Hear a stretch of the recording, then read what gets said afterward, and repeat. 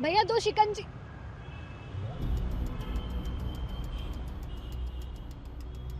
अंशु, 6 साल बाद दिखा है वो भी इस हालत में।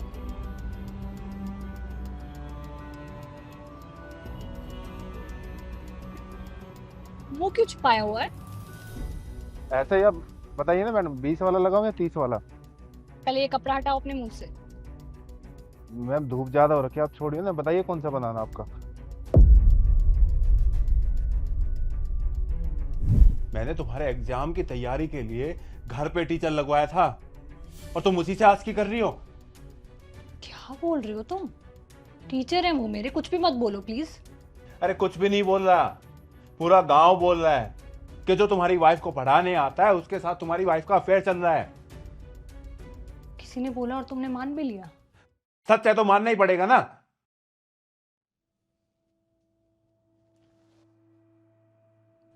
संजू, तुम्हें मुझ पे इतना भी भरोसा नहीं है? पढ़ी लिखी हूं मैं, तुम इतना नहीं कमाते कि हम एक अच्छी लाइफ जी सके, इसलिए कुछ बनना चाहती हूँ मैं, हम दोनों के लिए। तुमने मेरे एक बोलते ही घर पे टीचर लगवा दिया।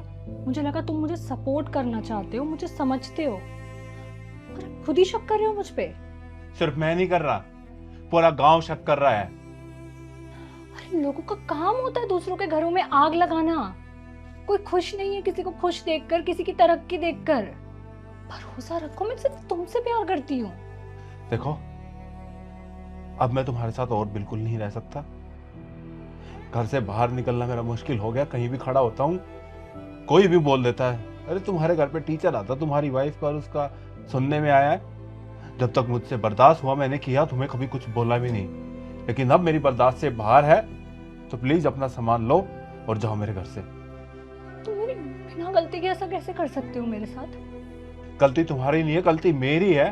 और इतनी बड़ी गलती है कि मैंने तुम पे भरोसा किया और तुम्हारे लिए टीचर घर पे ही लगवा दिया। अब जब तुम्हें मुझ पे भरोसा ही नहीं है तो मैं कितना भी बोल लूं, कुछ भी बोल लूं, कोई फर्क नहीं पड़ता। पर याद रखना ये बात, मैं सिर्फ और सिर्फ तुमसे प्यार करती हूँ और हमेशा करती रहूंगी। जा रही हूँ मैं।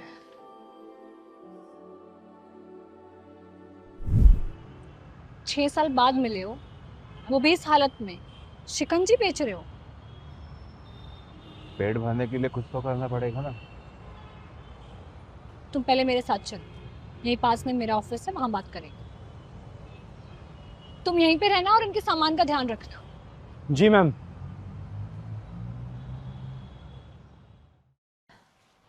अब मुझे बताओ, ये सब कैसे हुआ? तुम्हारे पास तो खुद का घर था, खेत थे।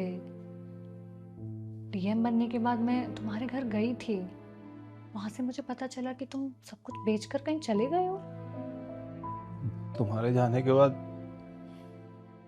मैंने थोड़ी इंक्वायरी की कि क्या वो सच था या नहीं। इंक्वायरी करने के बाद मुझे पता चला कि तुम्हारा और तुम्हारे टीचर के साथ कुछ भी नहीं था। उसके बाद मैं तुम्हारे घर गया तुम्हें वापस लेने, लेकिन तुम्हारे मम्मी पापा ने बोला कि उन्होंने तुम्हें उसी दिन घर से निकाल लिया था। हाँ, ये सब होने के बाद जब मैं अपने घर गई तो मेरे घर वालों ने भी मुझ पर भरोसा नहीं किया, मुझे घर से निकाल दिया। मैं बहुत थक गई थी, मरने का मन कर रहा था और मरने भी वाली थी मैं। पर तभी मुझे मेरे टीचर का कॉल आया, उन्हें मैंने सब कुछ बताया। उन्होंने मुझे बहुत समझाया और मुझसे कहा कि एक बार मुझे उनके हेड से मिलना चाहिए, और अपने हेड से मिलवाया भी उन्होंने मुझे। सर, ये मेरी स्टूडेंट है सर, रिया। सर, इसके हस्बैंड ने इसे घर से निकाल दिया और इसके मायके वाले भी इसे घर में रखना नहीं चाहते। सर, ये बेचारी सुसाइड करने जा रही थी। अरे ऐसा करके क्या हो जाएगा? ऐसा गलत काम कभी नहीं करते।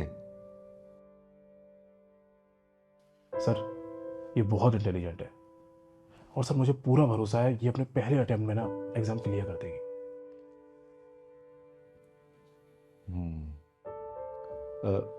ऐसा कीजिए, आप चाहें तो हमारी कोचिंग सेंटर में जॉब कर सकती हैं, साथ साथ आपकी पढ़ाई भी चलती रहेगी।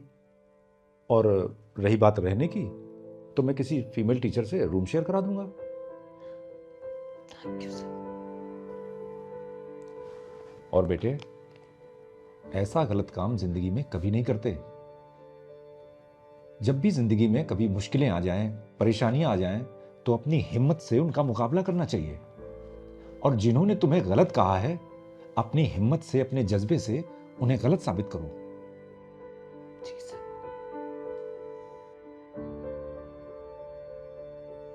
जिन पर तुम शक कर रहे थे ना, उन्होंने मुझे एक नई जिंदगी दी। फिर उस कोचिंग में मैंने पढ़ाया और साथ साथ मैं अपनी पढ़ाई भी कंटिन्यू की, और फर्स्ट अटेम्प्ट में ही मैंने एग्ज़ाम क्लियर कर लिया, और आज मैं इस जिले की डीएम हूँ। तुम्हारे साथ भी ये सब करने के बाद मुझे ना नशे की लत लग गई, और ऐसी लत लगी कि मैंने अपना घर खेत सब कुछ बेच दिया और मैं कहीं का भी नहीं रहा। और ऐसे हालत हो गई कि मुझे खाने तक के लाले पड़ गए। जब होश आया कि कुछ तो करना पड़ेगा पेट भरने के लिए, तो कुछ दिन पहले मैंने ये शिकंजी की रेहड़ी लगानी शुरू की है। ये मैंने तुम्हारे साथ बहुत गलत किया। मैं माफी के लायक तो नहीं हूं, लेकिन उसके लिए प्लीज मुझे माफ कर। गलतियाँ हो जाती हैं सबसे, कोई बात नहीं, अब सब ठीक हो जाएगा। मैं आ गई हूँ ना।